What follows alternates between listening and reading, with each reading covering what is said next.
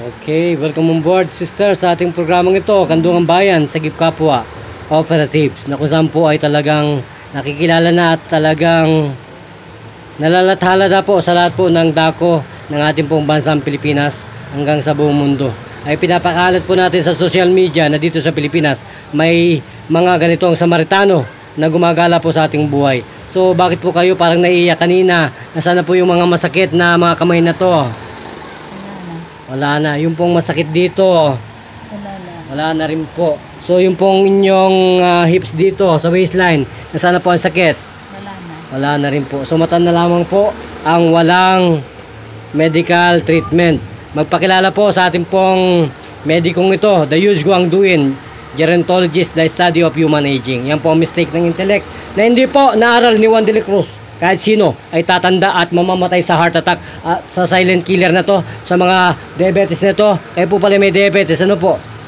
Ano po itatanong ninyo sa diabetes? Bakit po hindi magamot ng siyensya ng mediko ang diabetes?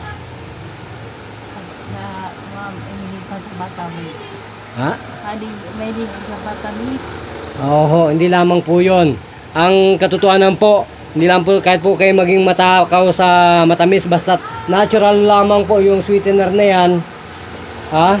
Wala pong problema. Ang problema po natin, kung tayo po ay mataas ang uric acid, yung lactic acid, saka hydrochloric acid, gas-gas ang bitukan ni Juan de la Cruz, tayo lahat ay magiging biktima ng karumaldumal na sakit na to. Kasi po pinapatay ng uric acid ang ating pong central nervous system, ang utak. Pag namatay po yun, yung endocrine gland, exocrine gland, endocrine glands ang namamatay, yung mga hormones po dyan.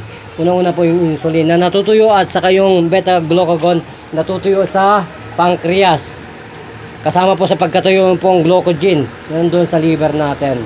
So, nasa na po ang inyong kalungkutan, sister? Wala na. So, magpakilala po, ano po ang tunay na pangalan ng beauty natin? Sige po. Lilian Andrade. Ano po? Lilian Andrade. Po, ilang taon po ang gulang natin? 51. 51. Kayo po ba ay talagang hinipo ni Jesus Christ? Bakit po naman? Maling. Okay.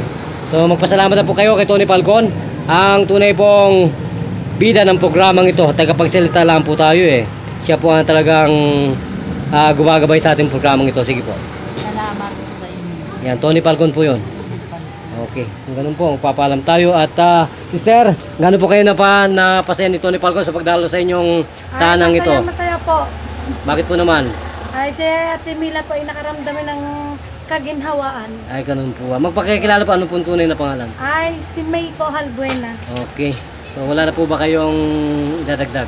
Ay, maraming salamat po sa hatid nyo, Pagdalaw. Pagdalaw po ng inyong Programa po, Kandungan Bayan, Sagip Kapwa. Kandungan Bayan, Sagip Kapwa. Sagip Kapwa.